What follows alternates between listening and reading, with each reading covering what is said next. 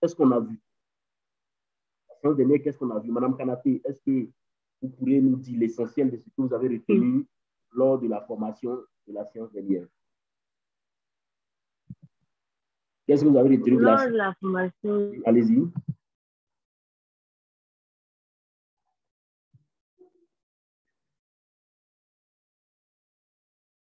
Oui, allez-y, Madame Kanaté, veuillez activer votre micro.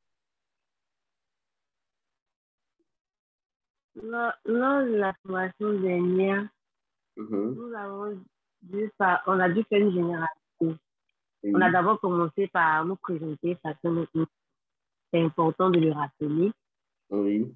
Et également, vous êtes présenté. Et après, on allait directement sur le sujet.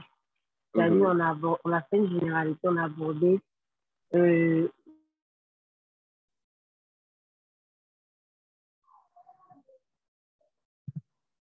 oui. Les thèmes sur les normes. 45 4 et 14 001. D'accord. On a dit que niveau 4 santé et la sécurité au travail. Et également, on a dit que le niveau 14 001 était utilisé dans le système de management, c'est-à-dire l'environnement, c'est basé plus sur l'environnement.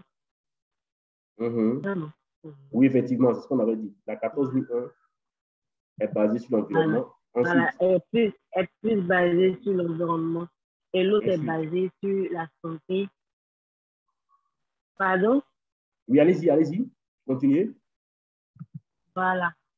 On a également souligné le point du fait que les normes, pour pouvoir lire les normes, il faut partir du chapitre 4 au chapitre 10. Oui.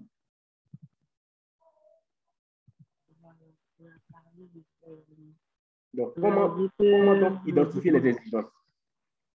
Comment donc identifier les exigences? Lorsqu'on lit les normes, comment identifier les exigences? C'est-à-dire, lorsqu'on lit la norme du chapitre 4 jusqu'au chapitre 10, comment faire ressortir les exigences? Comment faire ressortir les exigences? Oui, comment on identifie les exigences? Ça part du chapitre 4 au chapitre 10. Oui. Donc, du chapitre 4 jusqu'au chapitre 10, lorsqu'on lit, quels sont les thèmes qui nous permettent d'identifier une exigence? Je suis bien d'accord avec le fait qu'on retrouve les exigences du chapitre 4 jusqu'au chapitre 10. Maintenant, quand on lit du chapitre 4 jusqu'au chapitre 10, pour identifier les exigences, c'est à travers quel verbe? On a dit.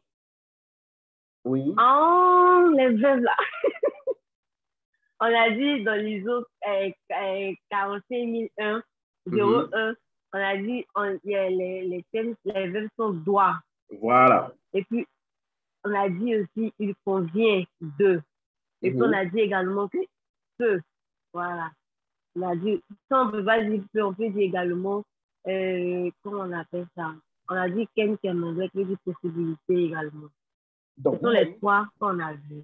OK. Donc, vous voyez, lorsque vous lisez les exigences de la norme, du chapitre 4 jusqu'au chapitre 10, et que vous voyez doit et doivent, ce qui vient après ça, ça représente une exigence normative. Ça représente une exigence. Et c'est ce qu'on a dit lors de la séance dernière. On a dit que les exigences de la norme, on les retrouve du chapitre 4 jusqu'au chapitre 10 à travers l'impératif doit et doivent. Donc, lorsqu'on lit la norme et qu'on voit doit et doivent, ce qui vient après doit et doivent, c'est une exigence de la norme. Et je pense qu'on a fait un cas pratique à ce niveau-là, n'est-ce pas?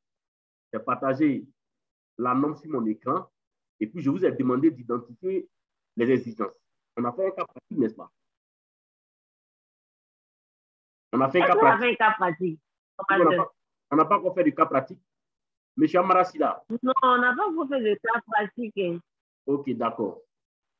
Il n'y a pas de souci. On n'a pas encore fait de cas pratique. La dernière fois, je ne sais pas si vous devez entamer cette partie. Peut-être moi, je me suis déconnecté puis après on a arrêté la chose. Ok, il n'y a pas de souci.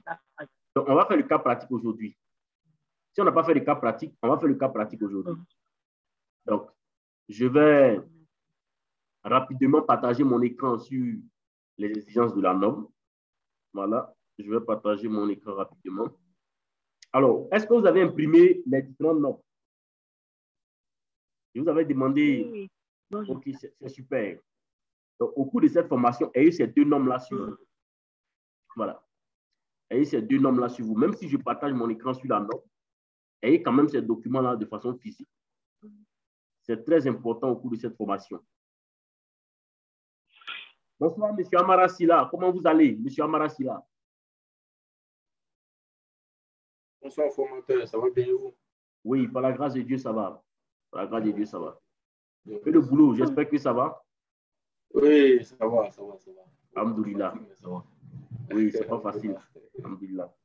Donc, okay. On va voir comment identifier les exigences. Alors, donc, ici, j'ai devant moi la 14001. Vous voyez? J'ai devant moi ici la 14001. Je vais aller dans le sommaire de la 14001. Alors, quand on prend le sommaire de la 14001, le chapitre 4 commence par le contexte de l'organisme. Vous voyez? Que ce soit les normes en qualité, en santé, sécurité au travail et en environnement, on retrouve les exigences de la norme du chapitre 4 jusqu'au chapitre 10. Et le chapitre 4 de la norme commence par le contexte de l'organisme. Vous voyez? C'est ça le chapitre 4 de la norme, le contexte de l'organisme. Vous voyez? C'est ça donc le chapitre 4 de la norme. Alors, ces différentes normes-là ont une structure de 10 chapitres. Que ce soit en santé, sécurité au travail et en environnement, ce sont des normes qui ont une structure de 10 chapitres. Donc, au total, nous avons 10 chapitres. Regardez, je vais revenir là-dessus, vous allez voir. Je vais revenir là-dessus, vous allez voir. Regardez. Le chapitre 1, c'est domaine d'application. Et le chapitre 10, c'est amélioration. Voici le chapitre 10. Vous voyez? Donc, que ce soit les normes en santé, sécurité au travail, les normes en environnement, toutes ces normes-là ont donc une structure de 10 chapitres. Vous voyez? Toutes ces normes-là ont donc une structure de 10 chapitres où on va retrouver les exigences de la norme du chapitre 4 jusqu'au chapitre 10. Quand on prend la norme ISO 471, je vais aller au niveau du sommaire. Vous allez remarquer que c'est la même chose au niveau du sommaire. Voilà. Vous allez remarquer que c'est la même chose. Regardez. Regardez le sommaire. Ici, nous sommes en santé et sécurité au travail. Quand on prend cette norme, on remarque que le chapitre 4 de la norme, c'est également le contexte de l'organisme. Vous voyez? Et le chapitre 10, c'est aussi l'amélioration. Vous voyez, Madame Kadate, vous voyez, M. Amara, toutes ces normes-là ont une structure de 10 chapitres. Vous allez voir. Et ce sont les mêmes chapitres. Regardez. Ici, ça commence toujours par le domaine d'application. Vous voyez? Ici, ça commence par le domaine d'application. Et à la fin, on a également le chapitre 10 qui est l'amélioration. Que ce soit en qualité, en santé et sécurité au travail, en environnement, toutes ces normes-là ont donc une structure de 10 chapitres. Vous voyez?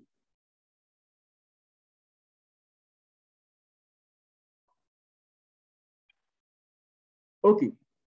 Il y a l'un des participants qui dit que le réseau n'est pas bon chez lui. C'est quel nom déjà? Bonsoir à vous. Est-ce que vous pouvez vous présenter? Est-ce que vous pouvez vous présenter parce qu'il dit qu'il ne m'entend pas bien. Donc, bonsoir à vous. Est-ce que vous pouvez vous présenter? Oui. Bonsoir à vous. Techno Pack 5. Veuillez activer votre micro et présentez-vous.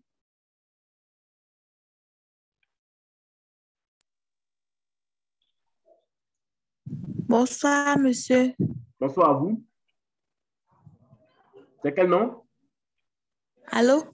Oui, bonsoir à vous. C'est quel nom? Je m'appelle Yeo Irène. Oui, bonsoir, Madame Yeo. Comment vous allez? Allô?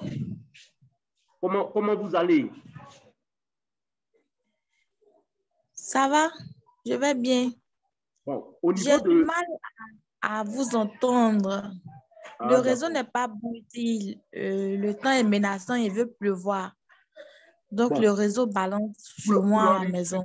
pour pouvoir enregistrer la vidéo, il faudrait au préalable avoir un ordinateur. Avec un ordinateur, c'est plus facile d'enregistrer. Avec un téléphone, Zoom ne donne pas accès à l'enregistrement pour les téléphones. Vous voyez? Zoom ne donne pas, l'application qu'on utilise pour la formation ne donne pas cette possibilité d'enregistrer la vidéo avec le téléphone. Ce n'est qu'avec l'ordinateur, c'est possible. Donc, si vous pourrez après vous connecter avec un ordinateur, là, je peux vous donner l'autorisation pour enregistrer. Vous voyez? Voilà. Avec un ordinateur, c'est possible. Est-ce que vous avez un ordinateur? Oui, j'ai un ordinateur, Okay. mais ce n'est pas avec l'ordinateur que je me suis connectée. Effectivement. Effectivement. Essayez de vous connecter avec l'ordinateur. Vous avez Zoom sur votre ordinateur? J'ai un ordinateur. Vous avez Zoom sur votre ordinateur?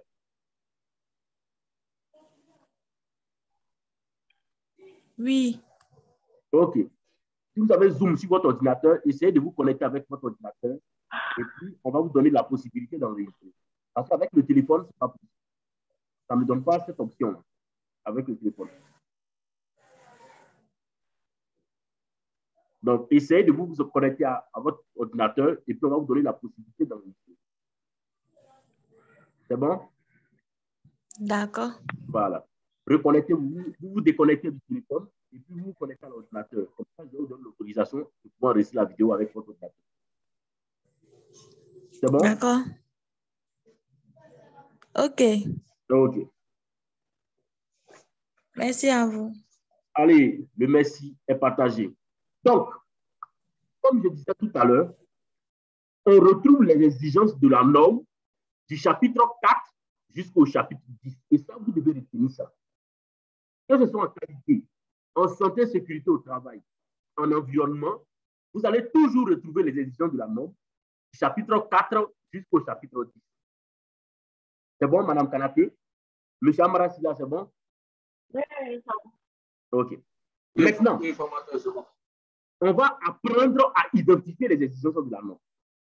Pour identifier les exigences de la norme, ça fait l'expression doit et doivent. Et ça, vous devez retenir ça. Ça veut dire que si vous lisez les exigences de la norme du chapitre 4 jusqu'au chapitre 10, partout où vous voyez doit et doivent, ce qui vient après ça, c'est une exigence de la norme. Vous voyez? Ce qui vient après doit et doivent, c'est une exigence de la norme. Donc, pour pouvoir mettre en place une démarche HSE, une démarche santé, sécurité au travail et environnementale, votre entreprise doit se conformer donc aux exigences de la norme. C'est ce que j'avais dit lors de la séance. Donc, au cours de la formation, on va apprendre de manière pratique à implémenter toutes les exigences de la norme. Du chapitre 4 au chapitre 10. On va apprendre à implémenter toutes les exigences de la norme en pratique. Vous voyez? Donc, on va entamer le chapitre de la norme. Je vais aller au niveau du chapitre 4. Si c'est la norme, allez au niveau du chapitre 4, contexte de l'organisme. Vous prenez la norme en santé et sécurité au travail. Vous allez donc au niveau de la page 8, contexte de l'organisme. La page 8, contexte de l'organisme. Et vous prenez également votre norme en environnement. Vous allez au niveau du chapitre 4. Donc, je vais au niveau de la norme en environnement. Voilà. Je vais donc au niveau de la norme en environnement. Le chapitre 4, c'est la page 6. Vous voyez, le chapitre 4 de la norme en environnement, c'est la page 6. Donc, je vais donc au niveau de cette page. Je recherche donc la page 6.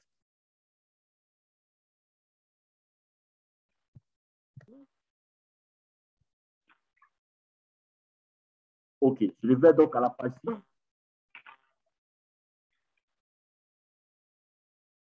OK, vous voyez, je suis donc au niveau de la page 6. La page 6 ici, c'est quoi? Compréhension de l'organisme et de son contexte. Et quand je vais au niveau de la page 8 de la norme en environnement, quelle remarque vous faites? Ici, je vous présente la norme en environnement. On va lire le 4.1 de la norme. Madame Konapé, lisez-nous le 4.1 de la norme en santé et sécurité au travail. Lisez-nous le 4.1 et faites-nous ressortir les exigences à ce niveau-là. Vous nous lisez le 4.1 et vous allez faire ressortir les exigences. Allez-y, Madame Kanaté. Elle a eu un souci de connexion, s'est déconnectée. On va patienter un peu. Le camarade là. On va patienter un peu. OK.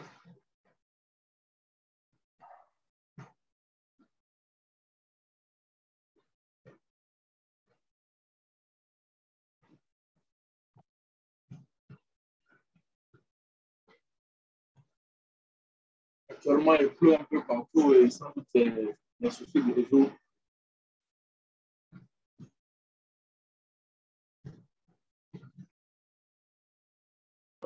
Monsieur Amaras, là, vous dites? Oui, j'ai dit actuellement, il pleut un peu partout. Ah, d'accord. Sans doute c'est des soucis de réseau. Même chez moi, actuellement, il pleut. Ah, d'accord, je comprends. Moi, ça va être l'électricité. Ah. Donc, il y a quelquefois des coupures d'électricité. Oui, effectivement. Ah, ça veut dire que vous devez vous assurer que le téléphone est chargé avant la formation. Oui, bon, moi, c'est un ordinateur. Mais si jamais il y a une coupure prolongée, je vais partager le téléphone. Sinon, je suis connecté au mix avec mon ordinateur. Ah, mais c'est super ça. Donc, vous pourrez par exemple enregistrer la vidéo de formation. Vous pouvez. Oui, bon. Moi, je peux enregistrer ça, mais comme c'est déjà enregistré. Effectivement. Bon, après, c'est pas de vidéo directement sur la plateforme. Effectivement. Les soucis de connexion, là, ça va vraiment nous mettre un peu en retard. Parce que quand c'est comme ça, on ne peut pas trop évoluer dans la formation, ne pas pénaliser les autres.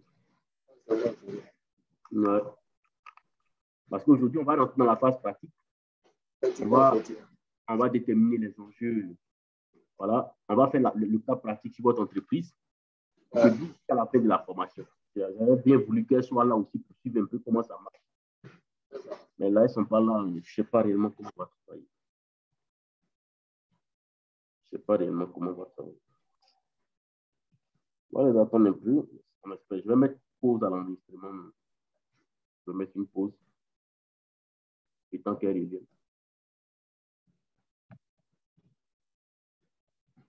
Une pause. Au niveau de l'enregistrement.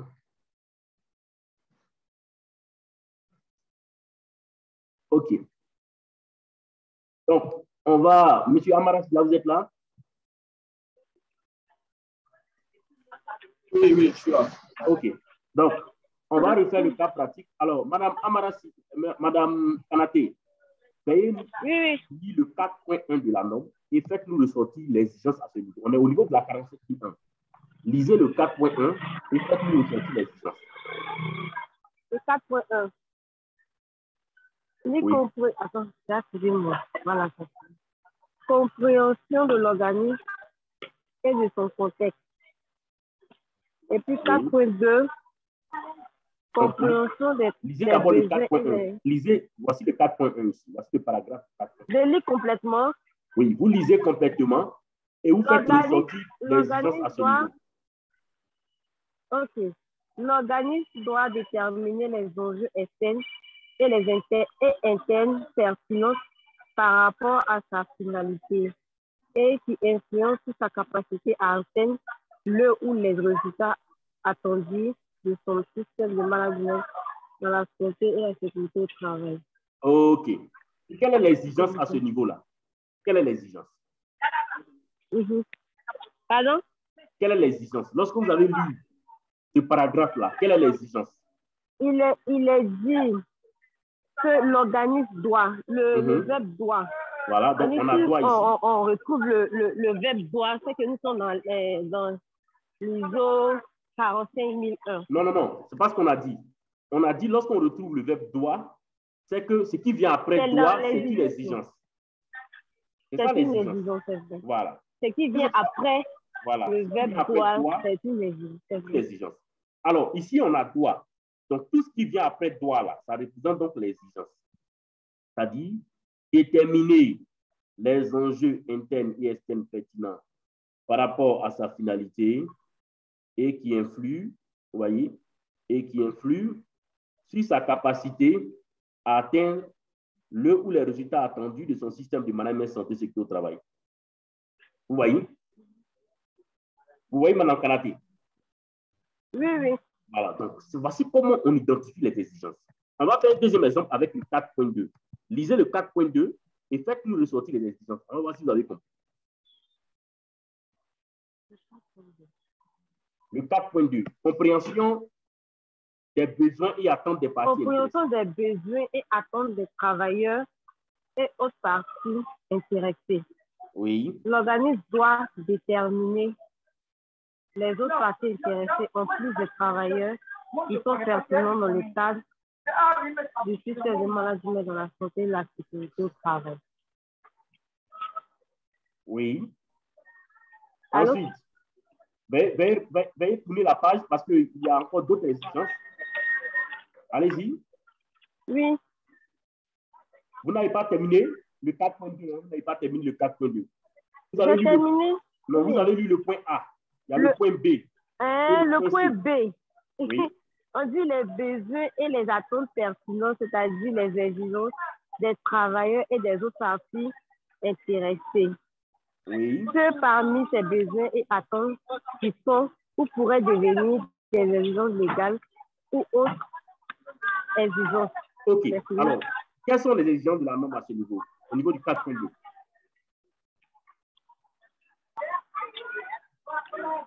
Les exigences disent de prendre en compte, l'entreprise, la structure doit prendre en compte les exigences des travailleurs OK. dans Maintenant, sa politique d'élaboration. Quelles sont les exigences? Quelles sont les exigences de la norme? Identifiez-moi les exigences. On dit doit déterminer, on dit les parties, doit déterminer les parties. Oui, lisez toutes les exigences. Je vous ai dit qu'après le droit, après le droit, tout ce qui vient derrière là, c'est une exigence. Donc, on a le point A qui est une exigence. On a le point B. C'est vrai, le point B. On a le point C. Et le point C. Oui. Donc, vous devez maîtriser comment on identifie les exigences. Ça, c'est important. Ça va être un réflexe pour vous aujourd'hui. Aujourd'hui, grâce à cette formation, vous savez comment identifier les exigences de la norme. On sait que les exigences, on les retrouve du chapitre 4 jusqu'au chapitre 10.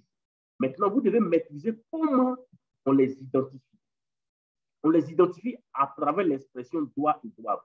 Donc, lorsque vous lisez une exigence de la norme et que vous voyez doit, ce qui vient après doit, c'est une exigence. Ou ce qui vient après doit, c'est une exigence. Donc, une fois que j'ai souligné doit, tout ce qui vient après là, c'est l'exigence. Vous voyez? Donc, retenez ça parce que c'est important. Alors, on va aller au niveau de la 14001. La 14001 qui est donc la norme en environnement. Monsieur Amarasila, lisez-nous donc le 4.1 de cette norme-là et faites-nous ressortir les exigences de la norme. 14001, c'est ça? Oui, la 14001. Oui. Mon écran, non? C'est chapitre 4, contexte de l'organisme.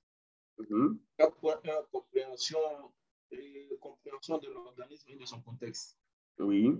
L'organisme doit déterminer les enjeux externes et internes pertinents par rapport à sa finalité et qui influent sur sa capacité à atteindre les résultats attendus de son système de management environnemental. Oui. Ces enjeux doivent inclure les conditions environnementales affectées par l'organisme ou susceptibles d'affecter l'organisme. OK. Donc, vous voyez ici qu'on a combien d'exigences? 2. Voilà. Citez-les. D'abord, la preuve est déterminer les enjeux externes et internes pertinents par rapport à la finalité de l'organisme.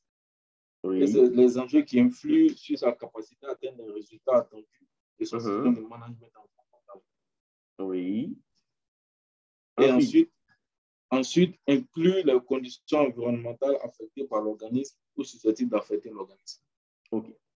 Donc, on dit que les enjeux que vous avez identifiés en environnement, ces enjeux-là doivent inclure les conditions environnementales affectées par l'organisme. On dit vos enjeux doivent inclure les conditions environnementales affectées par l'organisme. Alors, quelle est la remarque que vous faites lorsque vous lisez le 4.1 de la norme en environnement et le 4.1 de la norme en santé sécurité au travail. Quelle est la remarque pertinente que vous faites? Quelle est la remarque pertinente que vous faites lorsque vous lisez donc les exigences du 4.1 de la norme en santé sécurité au travail et les exigences du 4.1 de la norme en environnement? Quelle remarque que vous faites? Ici, voici le 4.1 de la norme en environnement, en santé sécurité au travail. Vous voyez? Voici le 4.1 de la norme en santé sécurité au travail. Quelle remarque que vous faites? Voici le 4.1 de la norme en environnement. Quelle remarque que vous faites? Alors, moi, je dis qu'ils ont une exigence en commun. Effectivement, c'est très bien. On remarque qu'ils ont des exigences communes. On est bien d'accord. Ça veut dire que quand on lit, par exemple, le 4.1 de la norme en environnement, on nous dit déterminer les enjeux internes par rapport à sa finalité et qui influent sa capacité à atteindre les résultats attendus de son système de management environnemental. Et quand on lit également au niveau de la santé sécurité au travail, c'est pareil. On dit déterminer les enjeux internes par rapport à sa finalité et qui influent sur la capacité à atteindre les résultats exploités de son système de management santé sécurité au travail. Alors, quelle est la différence? Quelle est la différence? La seule différence, c'est la deuxième exigence qu'on a ajoutée en environnement. On dit que les enjeux doivent inclure les conditions environnementales. C'est-à-dire que dans les enjeux que vous allez identifier au 4.1 en environnement, vous devez inclure dans ces enjeux-là les conditions environnementales affectées par l'organisme. Vous voyez? Vous voyez? Donc, si on ne comprend pas très bien ce que c'est que les conditions environnementales, on peut donc se rendre au niveau de l'annexe informative de l'annexe qui va nous donner plus d'explications sur la notion de conditions environnementales. Vous voyez?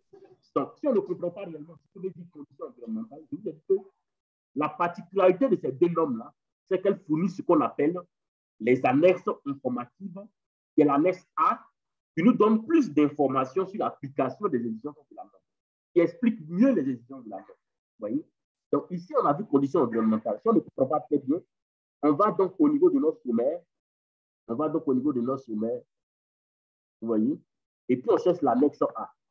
Ah, voici l'annexe A ici. Vous voyez? L'annexe A, c'est ça. C'est ça, donc, l'annexe A. Donc, si on ne comprend pas une exigence, on va donc au niveau de notre sommaire, au niveau de l'annexe A. Vous voyez? Ça, c'est l'annexe A. Donc, l'annexe A, ça se retrouve donc au niveau de la page 19. Donc, on va au niveau de la page 19. On va donc au niveau de la page 19. Voilà. On va donc au niveau de la page 19. Voilà. On va donc au niveau de la page 19. Vous voyez? Et quand on est au niveau de la page 19, quand on est au niveau de la page 19, vous voyez, on cherche maintenant le point A, contexte de l'organisme, annexe 4.1, contexte de l'organisme. Donc, quand on descend, on va chercher annexe A, contexte de l'organisme. Vous voyez? Ici, c'est mis annexe chapitre 4, contexte de l'organisme, annexe 4.1, compréhension de l'organisme et de son contexte. Voilà. Et on va lire cette partie-là pour comprendre réellement ce que c'est que les conditions environnementales. On va lire donc cette partie-là. On va lire donc cette partie-là pour comprendre réellement ce que c'est que les conditions environnementales. Alors, madame Kanaté, lisez. Veuillez activer votre micro et lisez. On va comprendre ce que c'est que les conditions environnementales qui peuvent donc affecter l'organisme. Veuillez activer votre micro.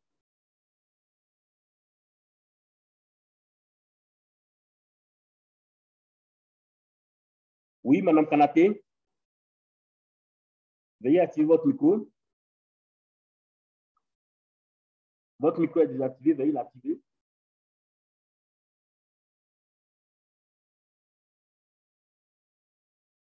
Madame Kanaté, est-ce que vous nous recevez? Veuillez activer votre micro.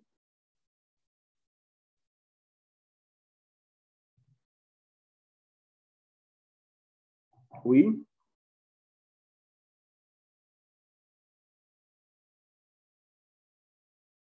Oui, madame Kanaté.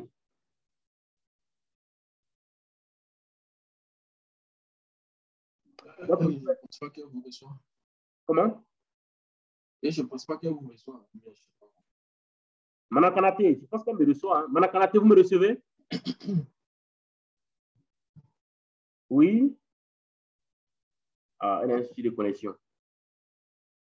Donc, allez-y, M. Amara Silalisé. On va comprendre ce que c'est que les conditions environnementales. C'est exemple d'enjeux internes et externes pouvant être pertinents pour le contexte de l'organisme.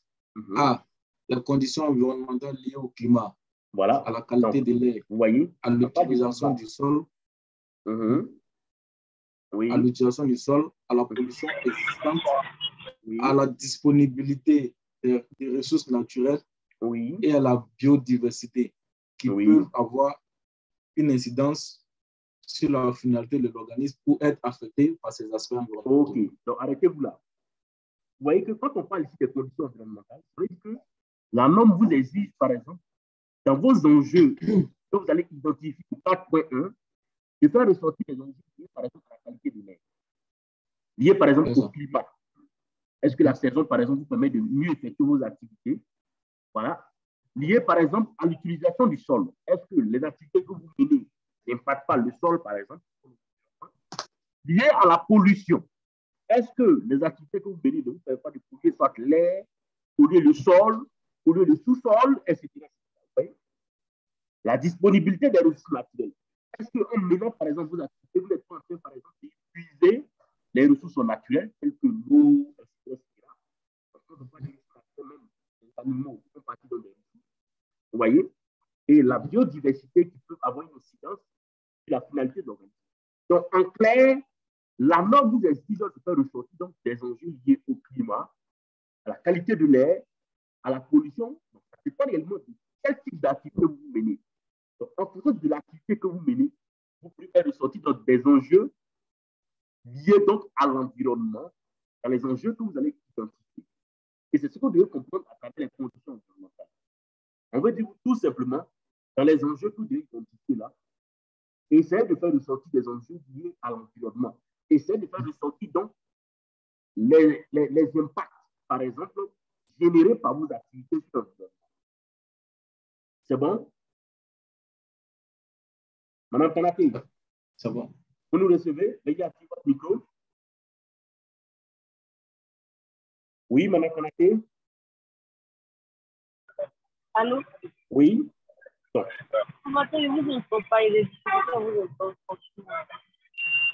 Vous avez des difficultés à m'entendre? Oui, oui. Quand vous parlez là, je ne comprends pas. C'est que c'est un souci de connexion. C'est que c'est un véritable souci de connexion. C'est un véritable souci de connexion qui fait ça. C'est un véritable souci de connexion qui fait ça. Donc, alors, ce que vous devez savoir qui est très important, c'est que pour mettre en œuvre une démarche HSE, au 4.1, on nous exige de déterminer nos enjeux. Donc, pour récapituler, les enjeux que nous avons identifiés au 4.1 de la norme vont prendre en compte les enjeux en santé et sécurité au travail et puis les enjeux en environnement.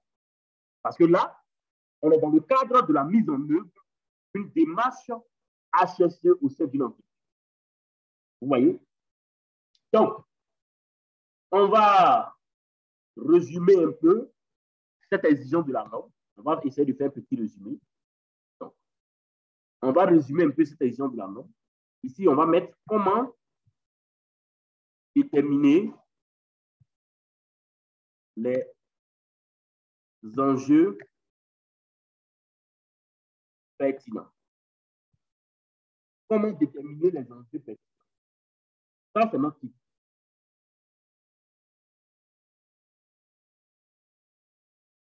Comment déterminer les enjeux pertinents? Donc, ça, c'est notre titre. Comment déterminer donc les enjeux pertinents? Alors, en pratique, pour répondre à cette exigence de la norme, vous devez, dans un premier temps, convoquer une réunion convoquer une réunion.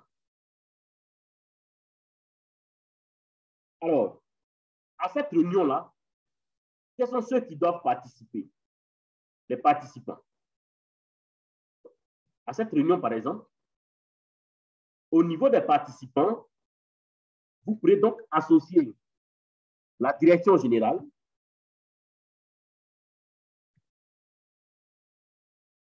le responsable QHSE de l'entreprise, le responsable QHSE de l'entreprise. Voilà. Et ça dépend de vous. Si vous voulez, vous associez également les autres directeurs. Ça dépend de vous. C'est facultatif. Les autres directeurs de l'entreprise. Voilà. Sinon, ceux qui doivent participer à cette réunion, voici donc les participants majeurs. La direction générale, le responsable QHSE de l'entreprise, ce sont donc les participants majeurs à cette réunion. Maintenant, si vous voulez aussi, vous pouvez étendre ça aux autres directeurs de l'entreprise. Voilà. Donc, ce sont donc les participants.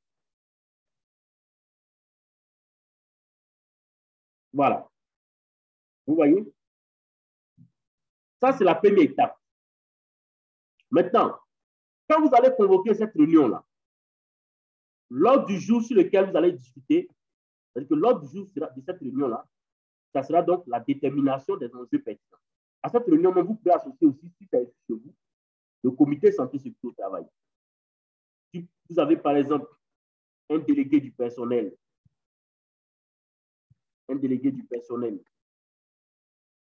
ou soit ou un comité santé sécurité au travail,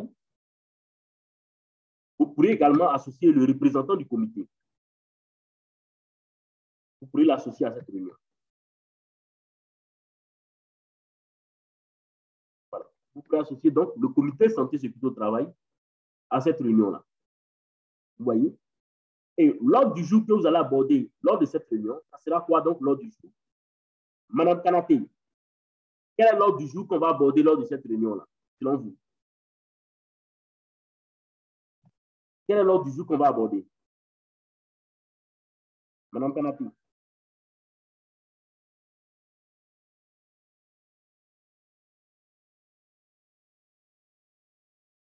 Oui, Madame Kanaté. Quel est selon vous l'ordre du jour qu'on va aborder lors de cette réunion?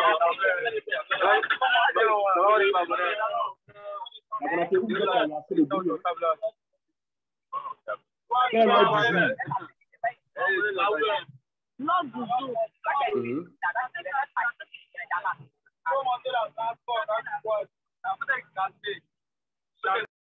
Donc, l'ordre du jour qu'on va aborder lors de cette réunion, ça sera donc la détermination des enjeux. Détermination des enjeux pertinents. Vous voyez, ça sera donc l'ordre du jour de cette réunion que vous allez avoir donc avec la direction générale, le comité de santé et sécurité au travail et le responsable QHSE. Donc, l'ordre du jour que vous allez aborder, c'est ça. Donc, en pratique, je vous explique en pratique comment ça doit, vous devez répondre à cette exigence. Ouais. C'est bon? C'est bon. Voilà. Donc, l'ordre du jour, ça sera donc la détermination des enjeux pertinents. Et c'est là que le manager QHSE va prendre la parole. Parce que c'est lui qui maîtrise comment ça marche. Donc, il va expliquer que la première étape pour mettre en œuvre une démarche, c'est d'abord la détermination des enjeux. Et les enjeux, c'est le dictionnaire Larousse définit les enjeux comme ce que l'on peut gagner ou perdre. Vous voyez? Donc, ici, pour déterminer nos enjeux, on va utiliser un outil. L'outil qu'on va utiliser, on appelle ça donc la matrice SWOT. Et tout ça, vous allez expliquer l'outil à la direction. Donc, l'outil pratique qu'on va utiliser pour déterminer les enjeux, on appelle ça donc la matrice SWOT. La matrice SWOT. C'est cet outil-là qu'on va utiliser donc pour déterminer les enjeux. Bien évidemment, dans certains ouvrages, vous allez voir analyse SWOT. C'est la même chose.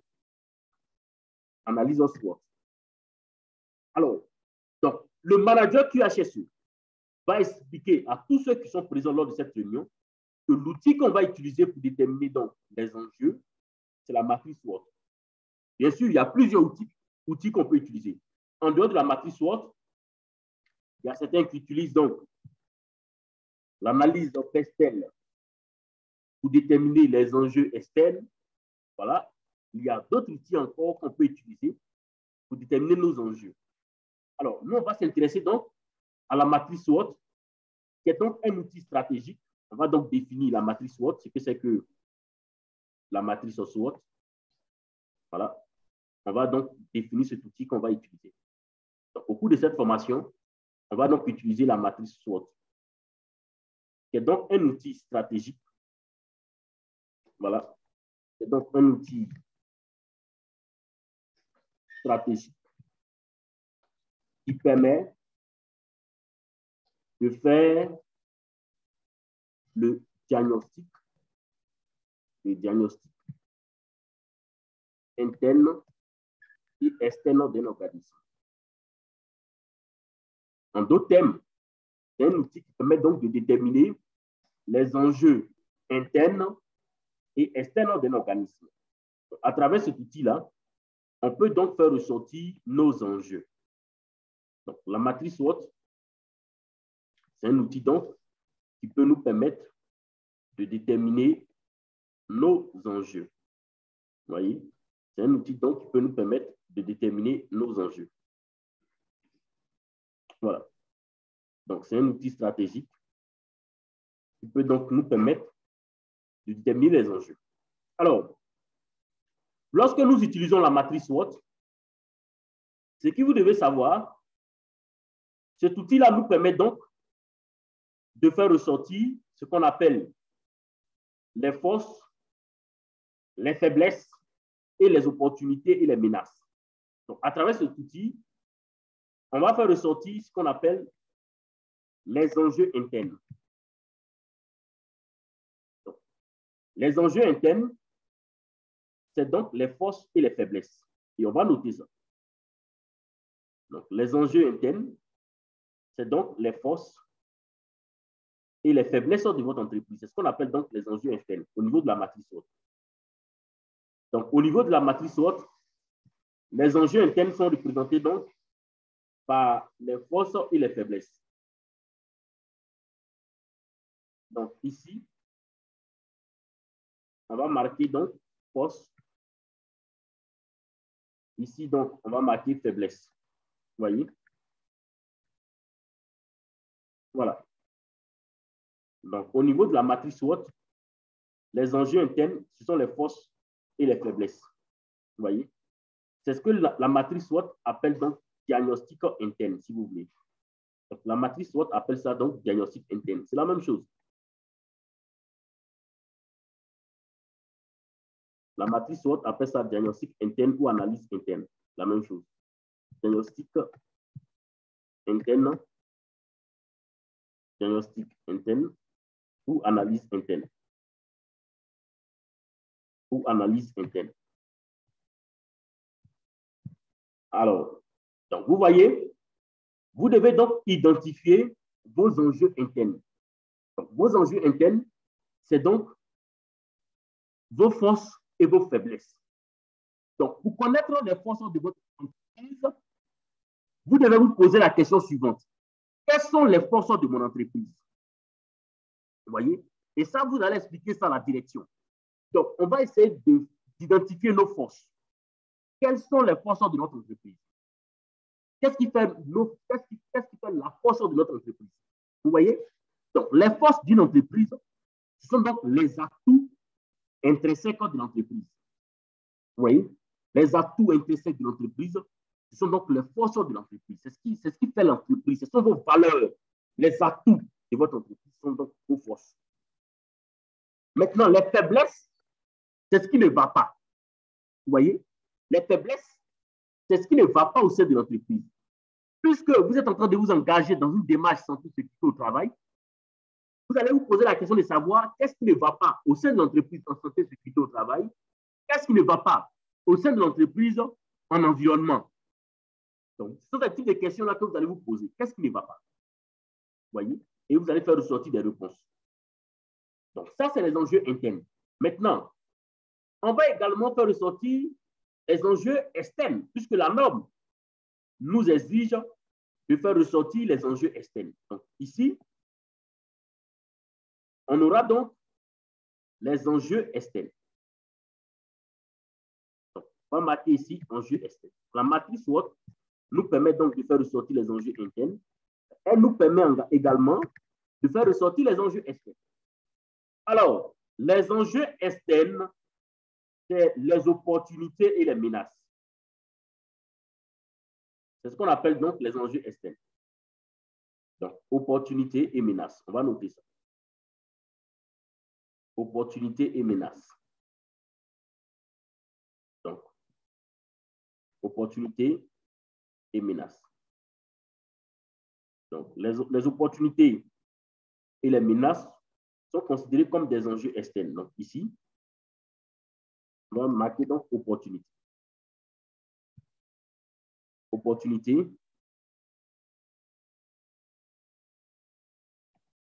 et puis menace. Voilà, opportunité, menace. Donc, les opportunités et les menaces sont considérées donc comme des enjeux externes. Vous voyez, les opportunités et les menaces sont considérées comme des enjeux externes. Donc, c'est ce que la matrice SWOT appelle diagnostic externe ou analyse externe. Diagnostic externe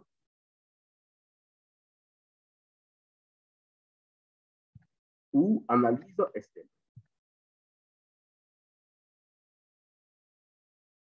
Vous voyez?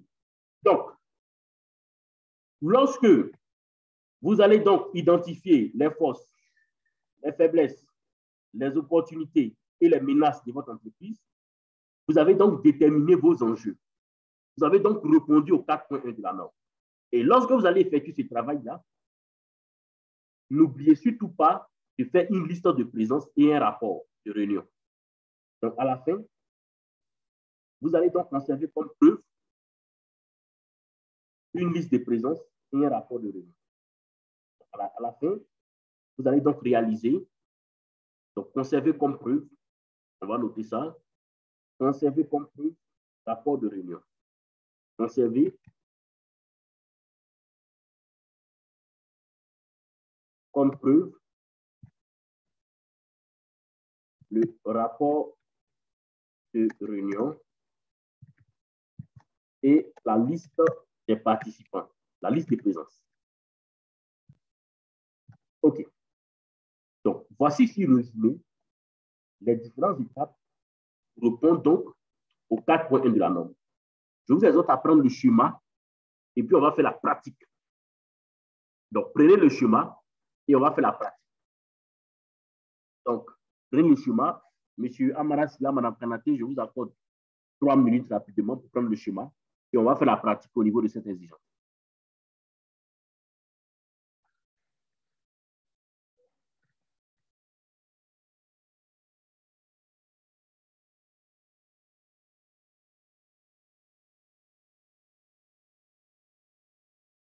Donc, prenez le schéma, je vous accorde 3 minutes rapidement et on va faire la pratique. Madame Kanaté, donc je vous exhorte à prendre le schéma, c'est le résumé donc du 4.1 de la norme. Ce que vous devez savoir, c'est que la mise en œuvre d'une démarche, qu'elle soit qualité, santé, sécurité au travail ou environnementale, nécessite à mettre en place ou à formaliser des documents qui n'existaient pas au sein de l'entreprise. Donc, pour répondre au 4.1 de la norme, on va apprendre à formaliser un document. On va donc réaliser un document. Vous voyez? Voilà. Donc, prenez le schéma d'abord et puis on va commencer la pratique.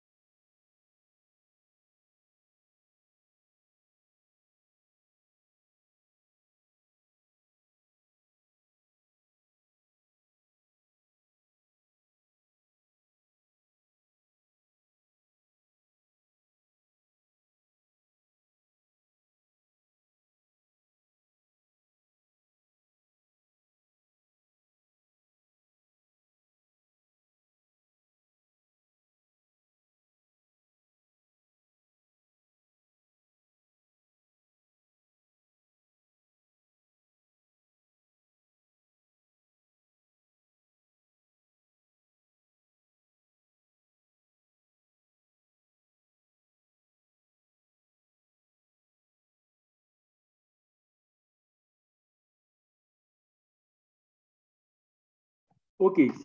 C'est bon? Vous avez pris note? Monsieur Amara Silla, c'est bon? Vous avez pris note? Oui, c'est bon. Vous avez noté tout, hein? Si. OK. Madame Kanaki, vous avez pu noter?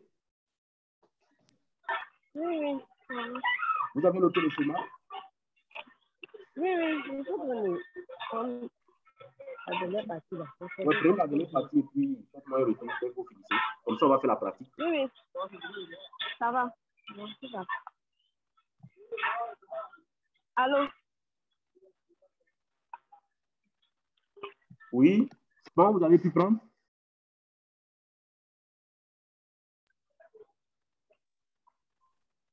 Alors, formateur.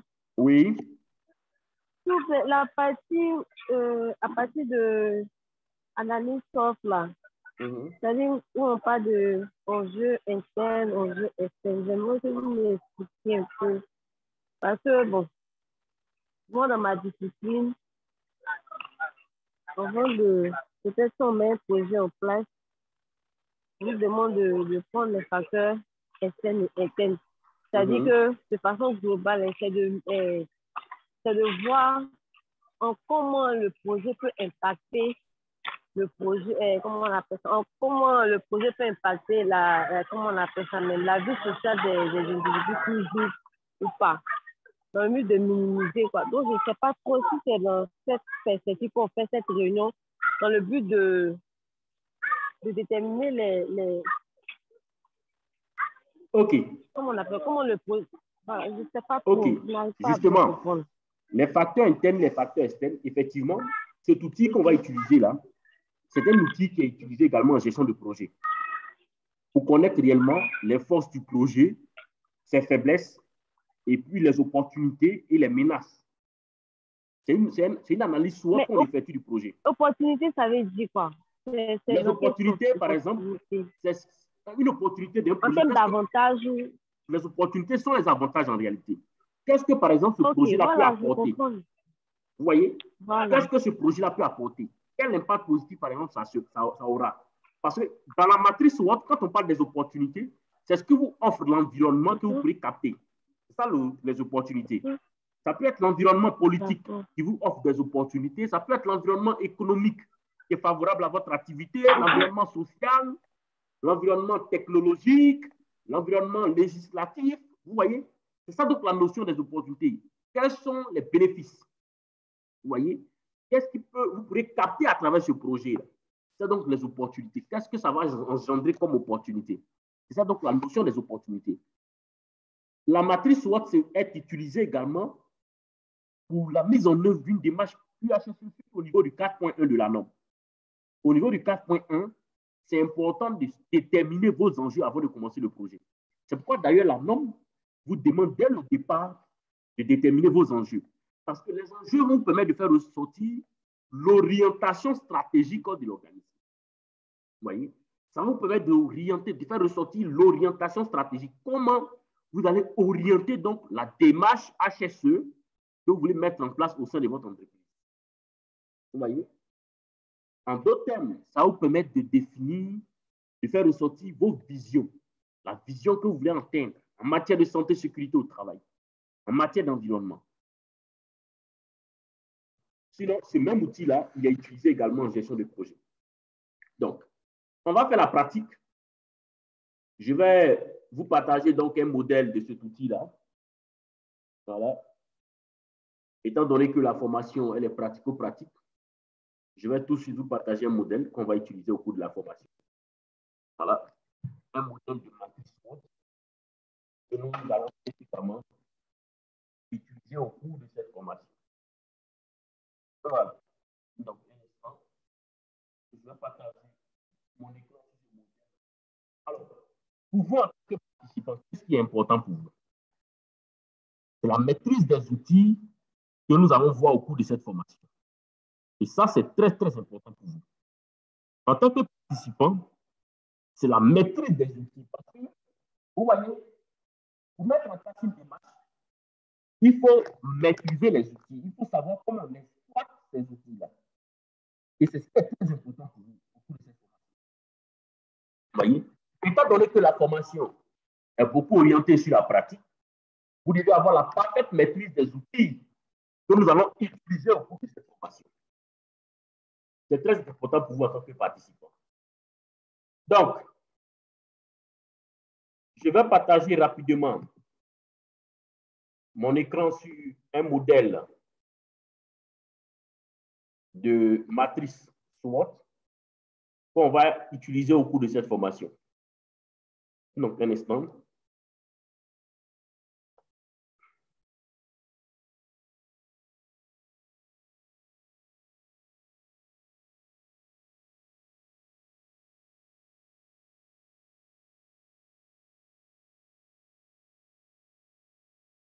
Donc, un modèle de matrice SWOT, rapidement.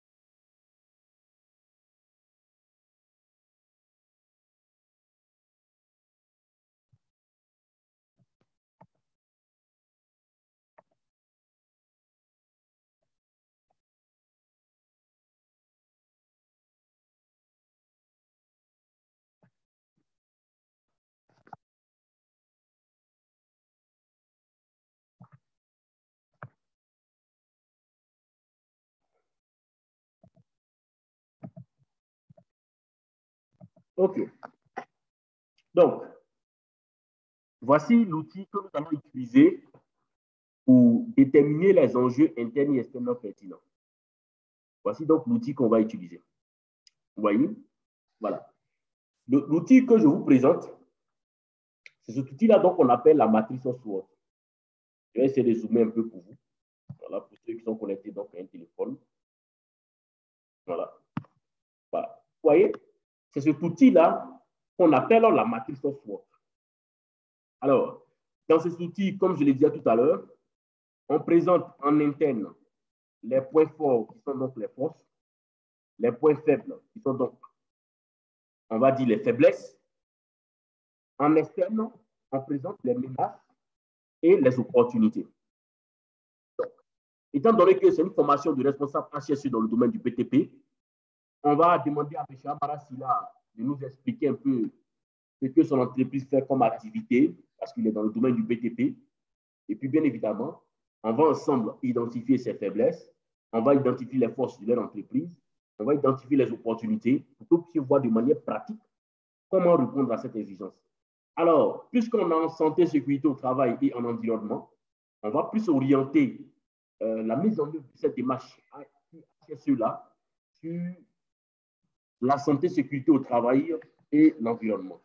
Allez-y, M. Amara Silla, présentez donc les activités de votre entreprise, ce que fait votre entreprise comme activité, avant qu'on ne fasse la pratique, qu'on soit au même niveau d'information. D'accord.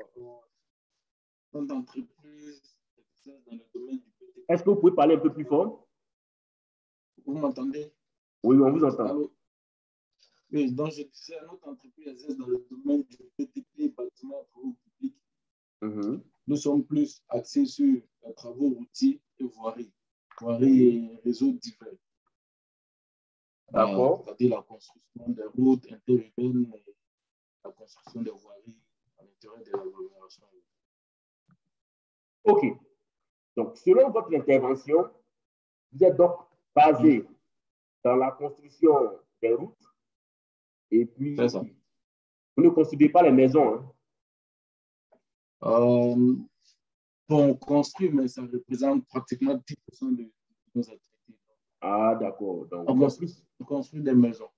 Ok. Mais c'est plus des travaux routiers. Ok, donc vous êtes plus dans la construction des routes. Alors, C'est ça. quelles sont donc les faiblesses de votre organisme? Qu'est-ce qui ne va pas en matière de santé, sécurité au travail et environnement? Donc, vous voyez, lorsque vous serez avec le directeur général, c'est cet outil-là que vous allez utiliser pour faire le travail. Vous allez lui poser la question. Quelles sont les faiblesses? Et ça, c'est un travail d'équipe. Ce n'est pas que le directeur général qui va répondre. C'est un travail d'équipe. C'est un brainstorming que vous allez faire. Le brainstorming, c'est la recherche des idées. Donc, c'est ce travail que nous sommes en train de faire actuellement. On va essayer de voir quelles sont vos faiblesses, qu'est-ce qui ne va pas. On vous écoute. Quelles sont vos faiblesses? Bon, faiblesse, côté SST, je dirais déjà, on n'a pas de système de management SST. OK. Donc, il n'y a pas de démarche santé sécurité au travail, il n'y a pas de système de management santé au travail. Donc, ici, on va mettre absence de système de management santé sécurité au travail.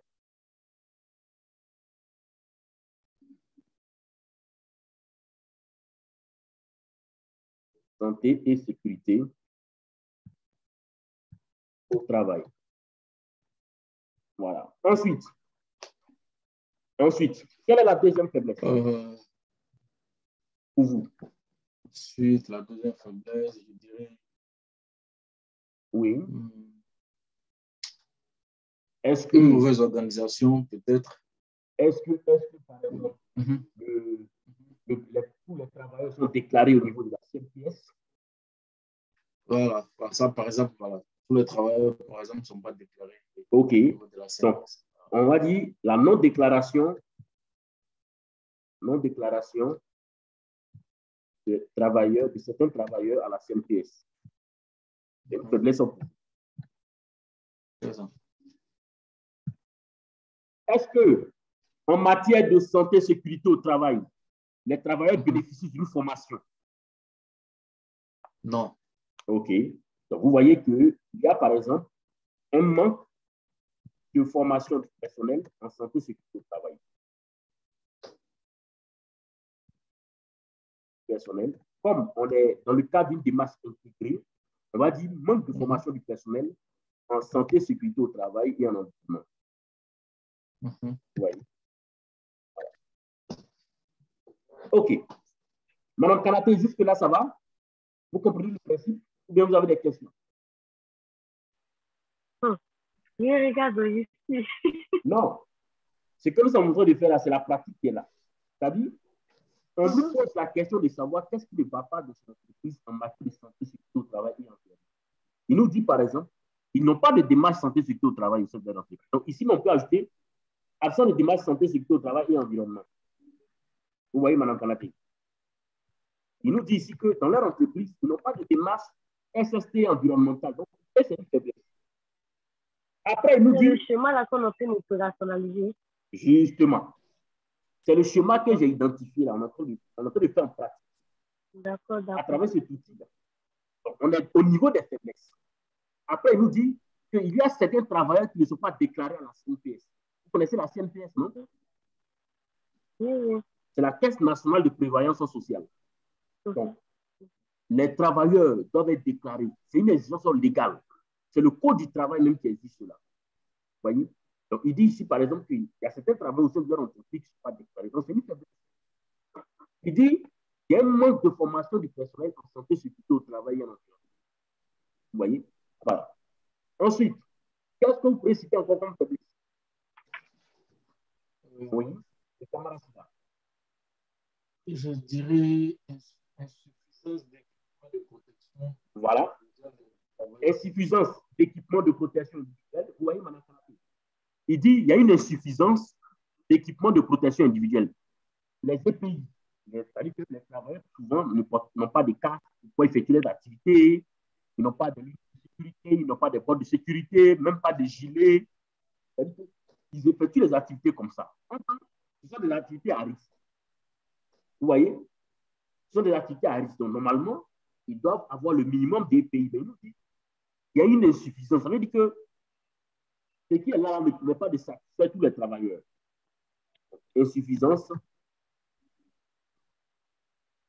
d'équipement de protection individuelle. Vous voyez? OK. Alors, qu'est-ce que vous pouvez citer encore comme faiblesse? En matière, par exemple, d'environnement.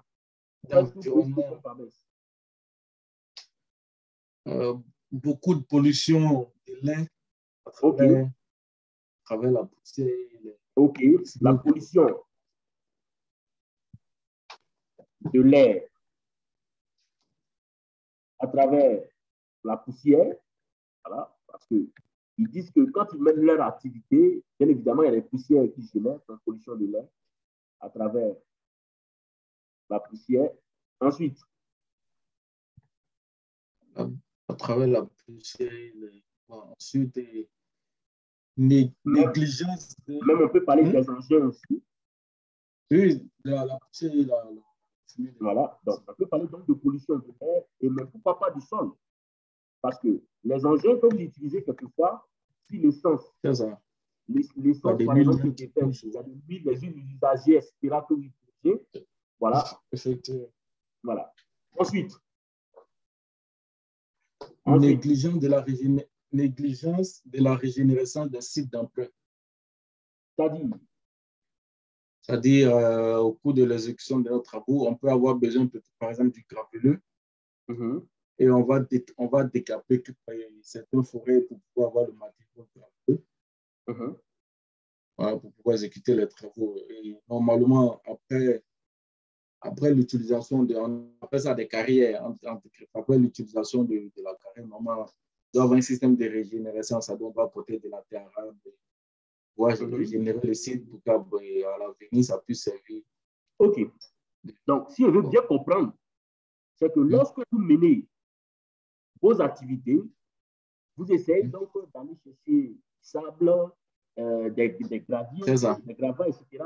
D'autres sites. C'est ça. Donc, vous êtes obligé, par exemple, de détruire la forêt pour avoir ces éléments-là, ces ressources-là. Effectivement. Maintenant, une fois que vous avez détruit la forêt, le véritable problème, c'est qu'il y a un manque de restauration.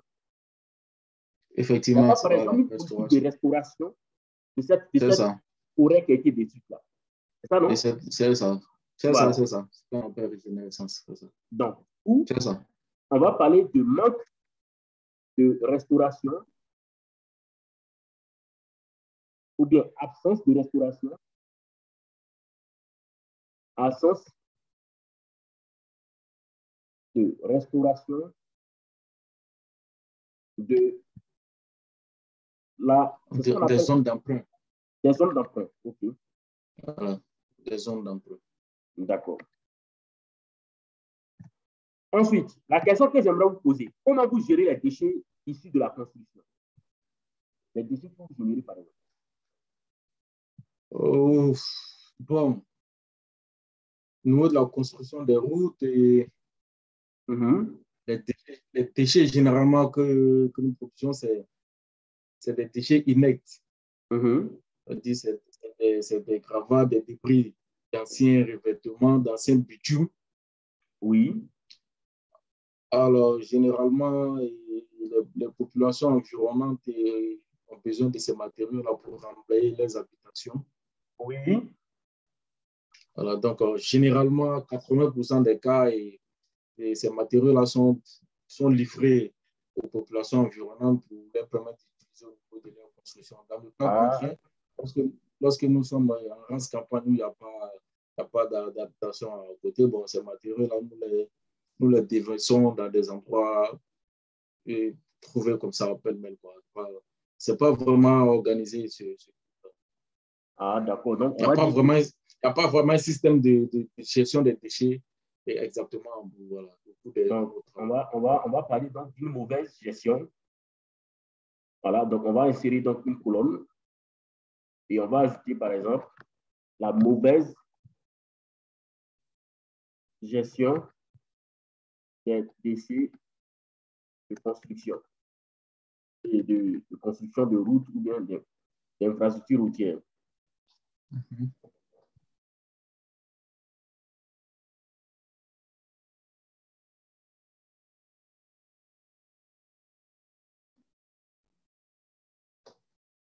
OK. Vous voyez? Voilà. Donc ici, on a fait ressortir vos points faibles et qui ne va pas. Donc, est-ce qu'il y a d'autres points faibles que vous voulez également faire ressortir, à part ce qu'on a fait ressortir ici? Bon, pour moi, ça va. OK. Madame Kanaté, jusqu'à ce niveau-là, ça va?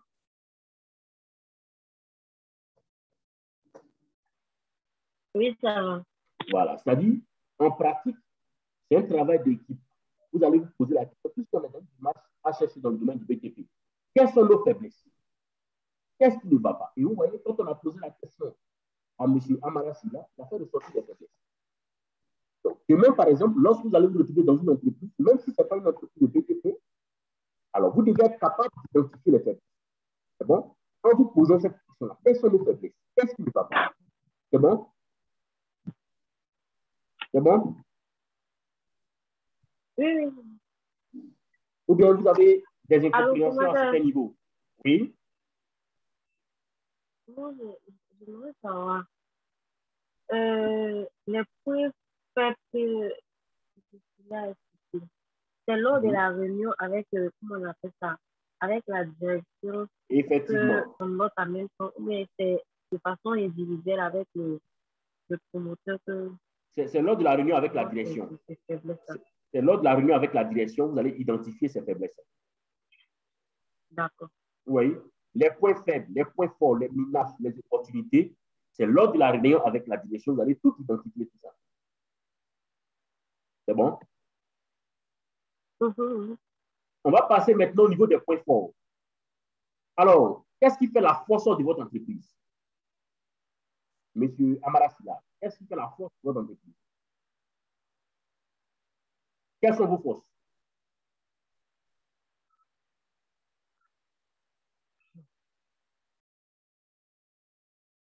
Monsieur Amara Silla, il y a aussi de connexion, il va certainement nous revenir. En attendant, si Mme Kanaté, vous avez une question à poser, est-ce que Mme Kanaté, vous avez déjà effectué, par exemple, un stage professionnel dans comment on appelle ça?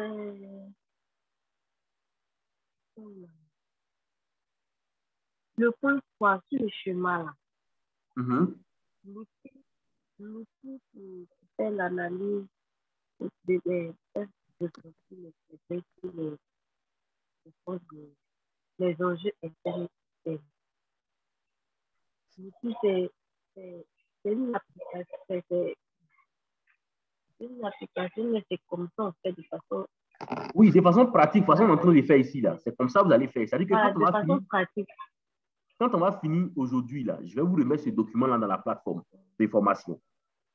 Et vous devez télécharger ce document. Vous voyez? Quand vous allez télécharger, vous allez créer un dossier que vous avez un ordinateur, non? Voilà. Donc, vous allez télécharger ça sur votre ordinateur. Et vous allez créer un dossier que vous allez appeler contexte de l'organisme. C'est-à-dire que vous allez appeler ça compréhension du contexte. Et vous mettez ce document là-bas. Parce que les outils que nous allons voir au cours de cette formation, ce sont des outils pratiques qui vont vous aider à mettre en place une démarche. Vous voyez? Donc, ces outils-là, non seulement je vous explique comment on les utilise dans le cas pratique, mais vous devez les maîtriser. C'est-à-dire, vous devez savoir, par exemple, quand on dit les points faibles, c'est ce qui ne va pas au sein de l'entreprise. En matière, par exemple, de santé et sécurité au travail, en matière d'environnement, qu'est-ce qui ne va pas? Parce que là, on est en train de s'engager dans une démarche santé, sécurité au travail environnemental. Donc, le jour, par exemple, une entreprise va vous solliciter pour mettre en place une démarche QHSE, vous avez les outils avec vous, vous savez comment déterminer les enjeux. Donc, vous allez faire le travail que nous sommes en train de faire ici en entreprise. Vous voyez? C'est-à-dire, vous allez aider l'entreprise à faire ressortir ses faiblesses. Vous allez aider l'entreprise à faire ressortir ses forces. Vous allez aider l'entreprise à faire ressortir ses opportunités, ainsi de suite. Vous voyez?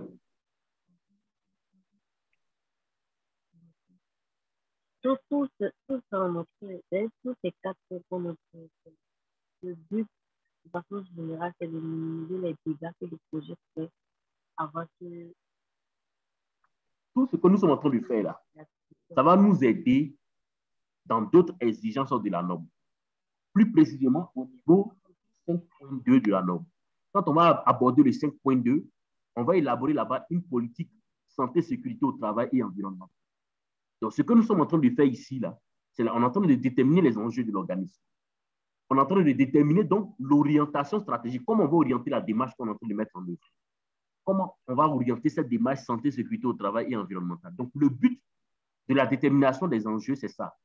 C'est de savoir comment définir la politique santé, sécurité au travail et environnementale de l'entreprise. Donc, le travail qu'on est en train de faire ici, ça va nous aider pour déterminer la politique santé, sécurité au travail et environnementale de l'entreprise, qui est une exigence du 5.2 de la norme. Et ça va nous aider également au niveau du 6.1 de la norme. Lorsqu'on lit le 6.1 de la norme nous exige de définir les actions face aux risques et opportunités qui découlent de nos enjeux. Vous voyez? Donc, ce travail, il est très, très important. Vous voyez, Mme Kanaté?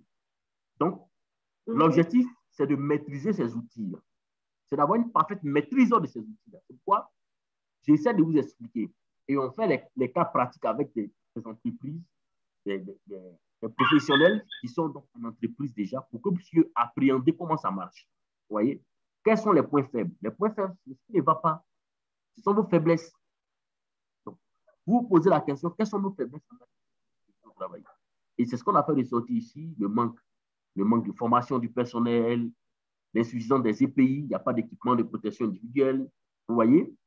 Voilà, il y a une mauvaise gestion des déchets, une absence de restauration des sites d'emprunt. Vous voyez? Il a dit qu'à leur niveau, quand ils effectuent les activités, par exemple, de BTP, ils essaient de faire des carrières pour avoir des graviers, pour construire les routes. Et malheureusement, dès qu'ils finissent d'avoir les ressources qu'ils veulent, ils te laissent cette portion-là comme ça. Alors, en environnement, ce n'est pas normal. Normalement, quand vous exploitez un terrain, qu'est-ce que vous devez faire?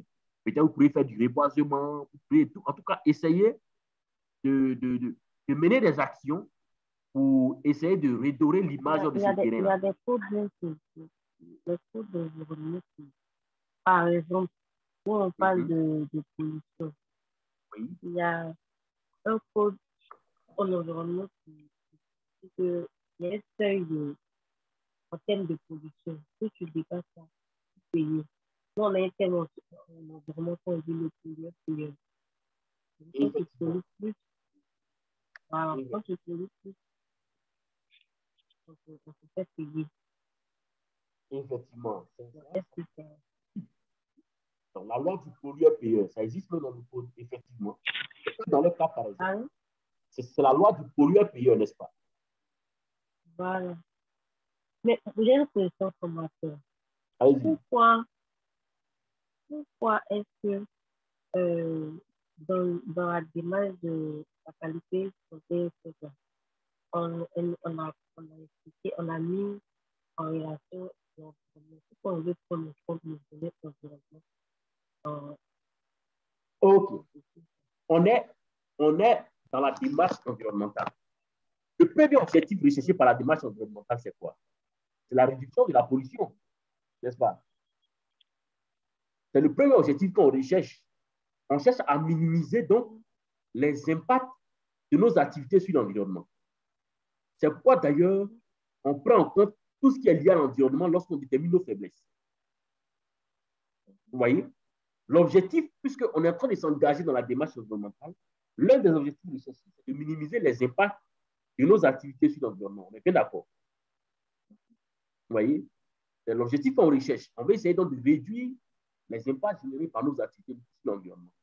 D'ailleurs, lorsque nous lisons les exigences de la norme à ce niveau, quand on revient sur les exigences de la norme, je vais revenir, vous allez voir. Que nous dit la norme? Au 4.1. Je reviens sur les exigences rapidement, vous allez voir. Au 4.1, que nous dit la norme? Regardez. La norme nous dit quoi? Ces enjeux doivent inclure les conditions environnementales affectées par l'organisme ou susceptibles d'affecter l'organisme. Vous voyez? Donc, quand on parle des conditions environnementales, il s'agit donc de la pollution, de l'utilisation des ressources, climat, etc., etc. Vous voyez?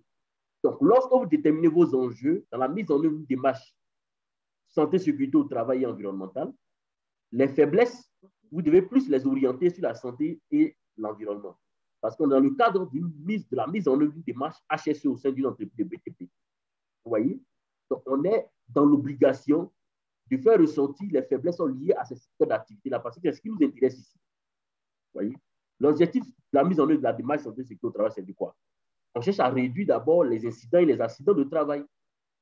Vous voyez? Voilà. Donc, c'est un peu ça. C'est pourquoi on doit essayer de voir est-ce qu'on respecte tout ça. Est-ce que, par exemple, on respecte la loi en matière d'environnement?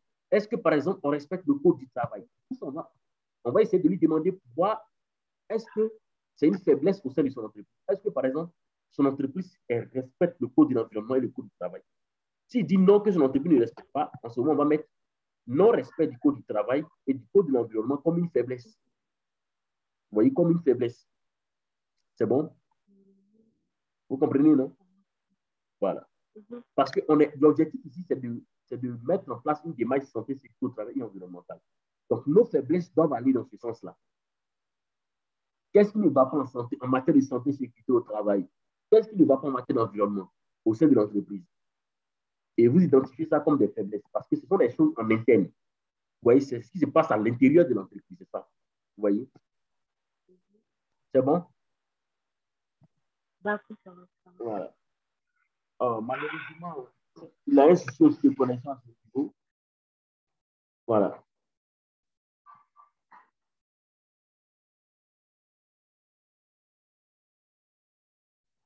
On va attendre qu'il revienne.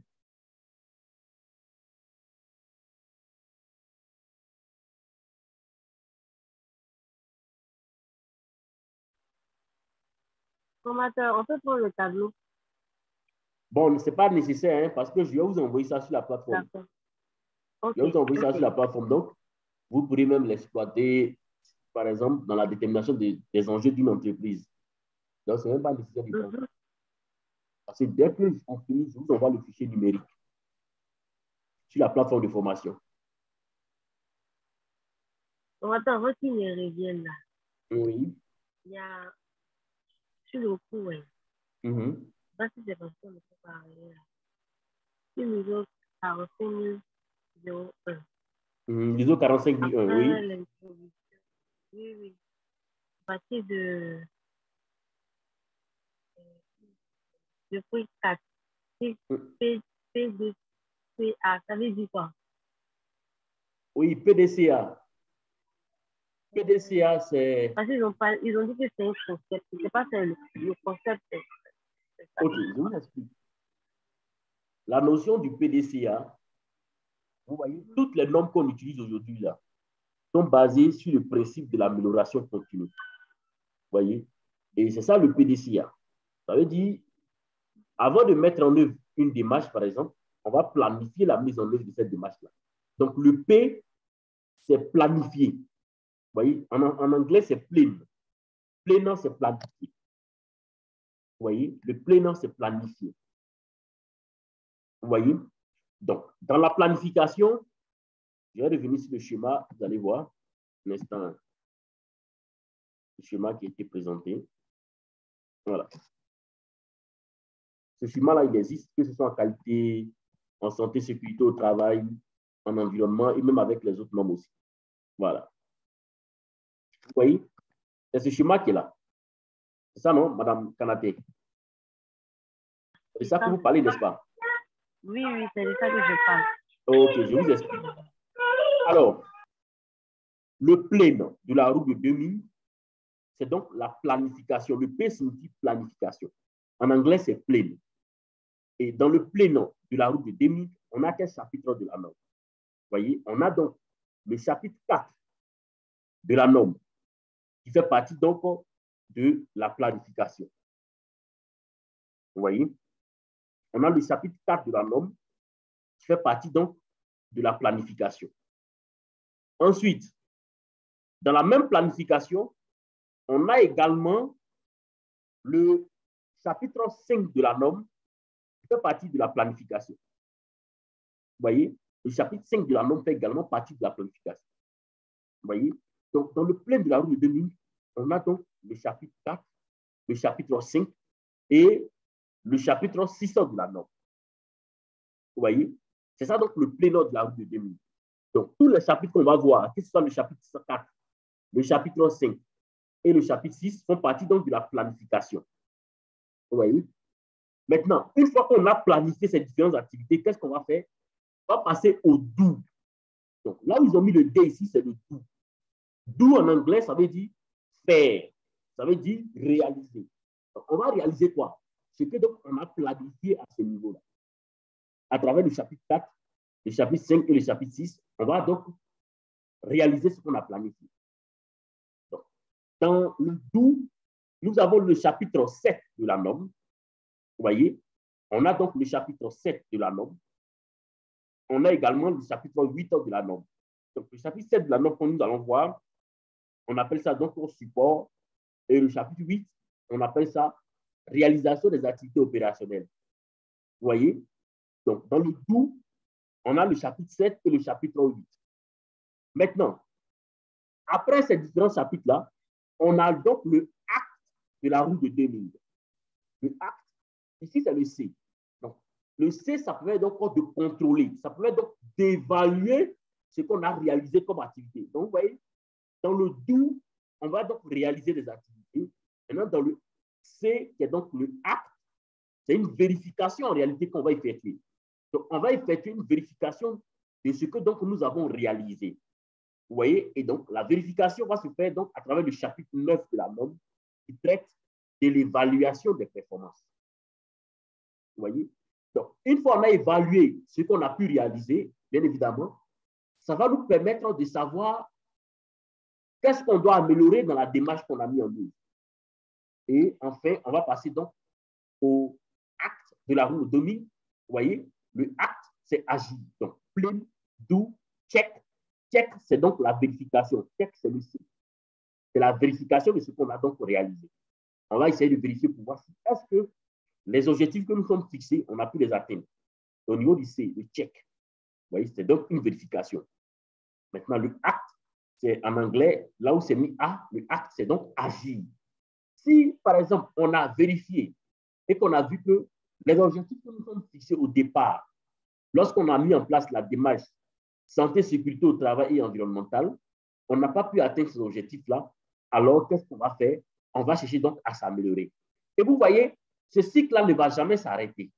Lorsque vous mettez en place une démarche santé, sécurité au travail ou même une démarche en qualité, peu importe la démarche que vous mettez en œuvre, cette démarche est toujours basée sur le principe de l'amélioration continue. Parce que lorsque vous faites des erreurs, lorsqu'il y a des dysfonctionnements, lorsqu'il y a des non-conformités au sein de votre système, vous allez toujours chercher à planifier des actions. Vous allez donc réaliser ces actions. Vous allez vérifier pour voir si vous avez atteint vos objectifs et vous avez de vous améliorer, ainsi de suite. Donc, c'est un cycle qui va donc tourner en boucle.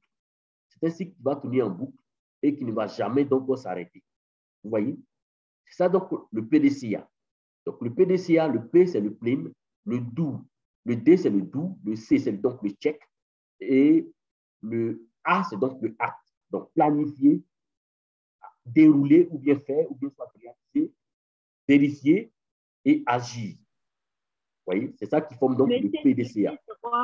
Comment? Le C. C'est check. Check. Check, comme en anglais, la vérification.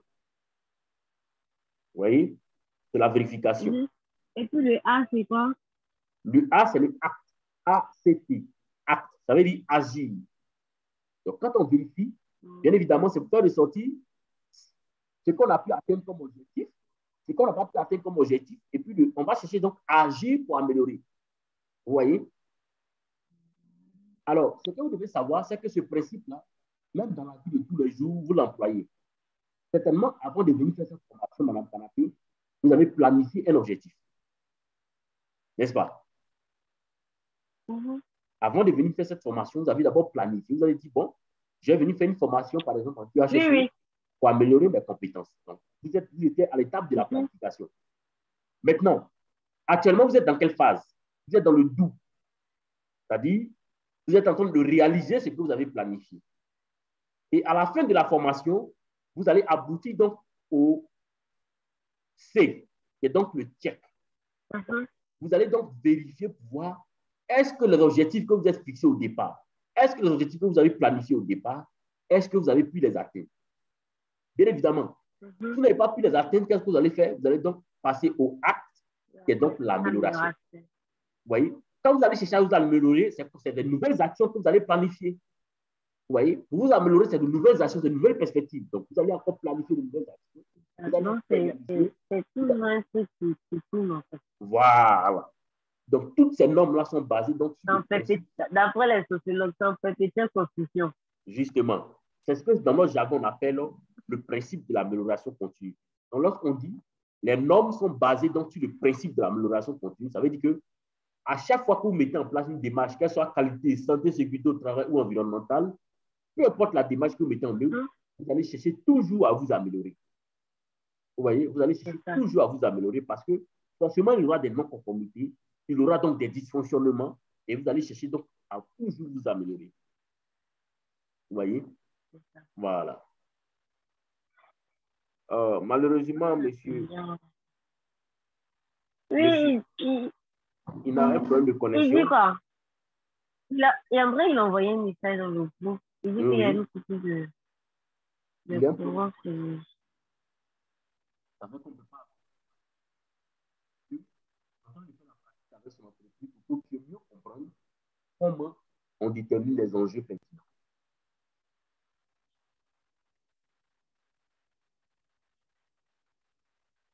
On va attendre un peu. On va attendre. Bon, si ne peut pas, on sera obligé donc de terminer le travail. D'accord. On va attendre 5 minutes. Parce que dit qu'ils ont coupé les. Enfin, dans sa vie. Peut-être il va essayer de se connecter avec. Oui, j'excuse.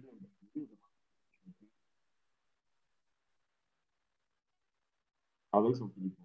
Attends donc son retour.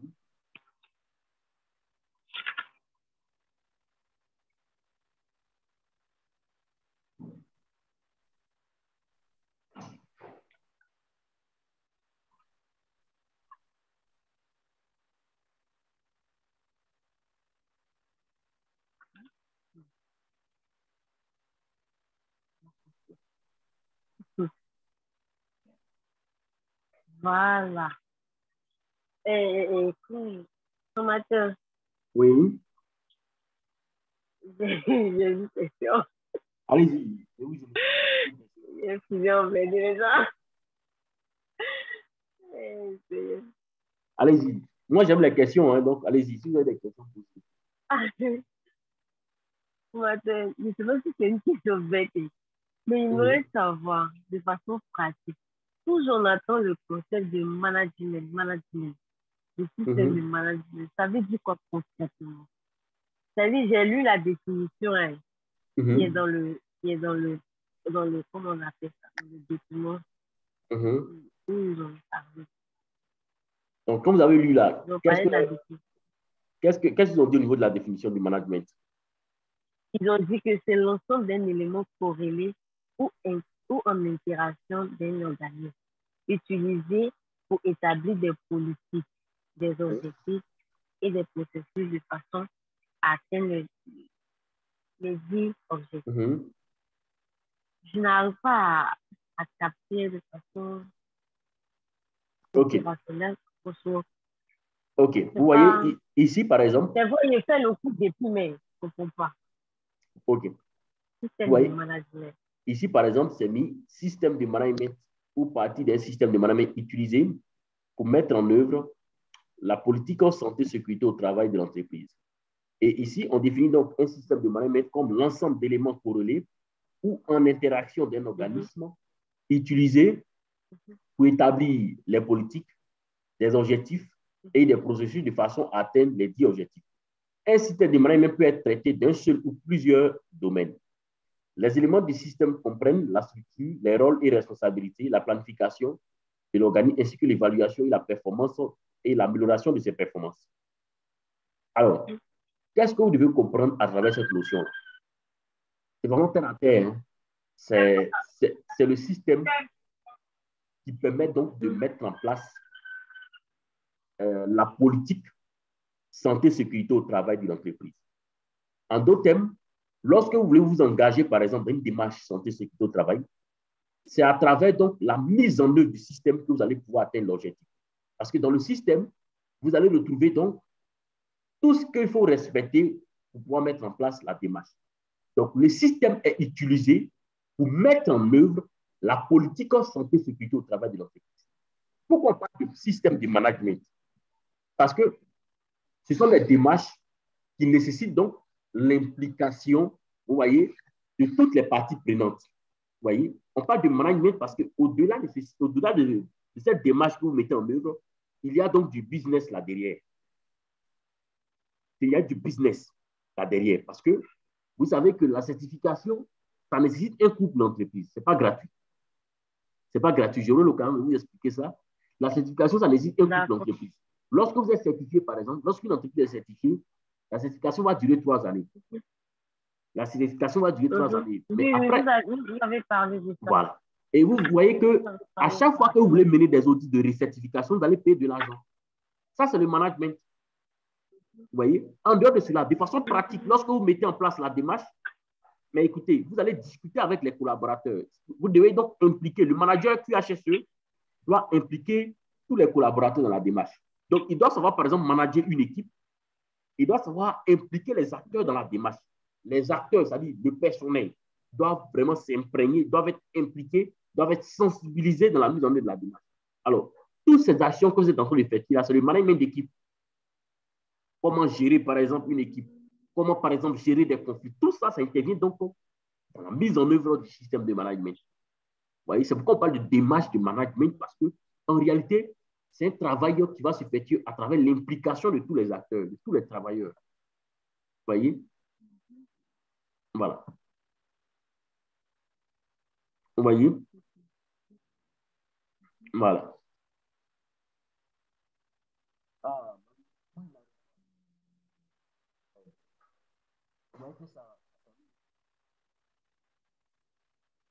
C'est pas bien grave. Je vais essayer de voir si mon temps. Allô? Oui, allez-y. Vous voyez que ça nous retarde un peu. Donc, je serai obligé, je vais essayer de voir avec mon programme. Monsieur Amara Silla, bonsoir à vous. Votre micro est désactivé. Oui, il a pu se connecter. Bonsoir à vous. Votre micro est désactivé.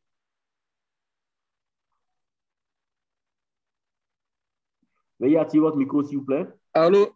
Allô? Oui, bonsoir, monsieur Amara Silla. Allô? Oui, bonsoir, monsieur Amara Silla. Est-ce que vous me recevez? Oui, formateur. Bonsoir. Vous me recevez?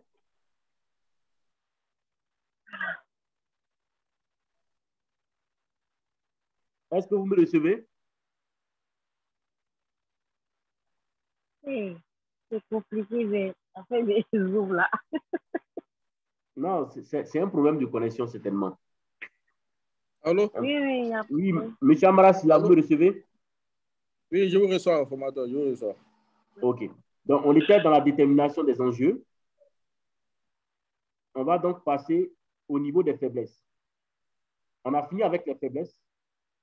On doit maintenant passer au point fort, n'est-ce pas? Oui, M. Amara Silla, est-ce que vous me recevez? Ouais. Donc, c'est compliqué, hein. on va donc arrêter, ce n'est pas bien grave. Je vais essayer de voir mon programme. Si on peut faire. Et comment on ne peut pas chaque lundi des. Oui, je vais essayer de voir mon programme. Je vais essayer de voir. On va faire peut-être soit 2 jours, 3 jours de formation. Je vais voir mon programme. En tout cas, mon souhait vivement, c'est qu'on se retrouve au moins 2 ou 3 fois dans la semaine. Voilà. Ça peut accélérer. Voilà. Si on se retrouve 2 fois ou 3 fois dans la semaine, ça va. Je vais regarder mon programme rapidement et voir réellement. Parce que vous voyez, j'anime tellement de formations. Donc, je vais voir le programme. Oui, il y a beaucoup de formations. Il y a le groupe 13, le groupe 14, le groupe 15, le groupe 16, le groupe 17. Vous voyez? Vous imaginez un peu dans la semaine combien de fois les Donnez-nous votre connaissance là, beaucoup comme ça. Oui, ne vous inquiétez pas. Vous aurez tout ce qu'il faut. Voilà. Vous aurez tout ce qu'il faut au cours de cette Voilà, formation. donne-nous tout, hein. Tout même. Ne vous inquiétez même pas. Je suis très ouvert, je partage tout ce que j'essaie dans le domaine. C'est comme ça. C'est pourquoi les D'accord. participants aiment beaucoup mes formations. Sinon, je vais regarder dans un cours de semaine. Normalement, je pense que dans cette semaine, on pourra avoir une deuxième heure de formation. Je vais regarder mon programme Ok. et puis je vais vous faire un retour à ce niveau. Comme ça, on aura 2 jours ou 3 jours de formation en semaine. Ça nous permet de mieux avancer dans la formation. Voilà. Là, on va avancer parce que il y a 2 pour l'école qu'on va le faire. On a moins 2 séances par Voilà. semaines par 2 séances par semaine. Ouais. 2 séances de 2 heures, ça fait 4 heures de séances par semaine dans le mois. Voilà, ça fait 4 heures. C'est beaucoup de séances quand même dans le mois. Donc, ça va vraiment vous aider à avancer au cours de la formation. OK. Donc, on va arrêter là pour aujourd'hui. Déjà, on a besoin de... Allez-y. Comme moi, je suis nouvelle là. Donc, vraiment, la pratique, là, j'aimerais que vous insistez beaucoup là-dessus. Il n'y a pas de la souci. théorie, c'est vrai, on a copié beaucoup de cours à l'école, à l'université. Mais de façon opérationnelle. Là. Oui, effectivement. Donc, vous voyez que là, par exemple, la pratique. C'est-à-dire que cet outil-là, une fois que vous l'avez maîtrisé, c'est fini. Si on vous appelle aujourd'hui dans une entreprise de déterminer les enjeux, vous allez pouvoir le faire. Et puis, quand on va finir cette pratique, je vais vous donner un exercice là-dessus pour voir si vous avez compris. Je vais vous donner un exercice là-dessus. Un exercice pratique aussi. Voilà. Donc, pour l'instant, je ne vais pas encore ajouter l'outil parce qu'on n'a pas encore terminé. Voilà. Quand on va terminer en cours de semaine, je vais ajouter l'outil pour vous. D'accord. OK. Donc, allez, prenez soin de vous. Et on va se retrouver, Inch'Allah, en cours de semaine. Allez, bonne soirée à vous.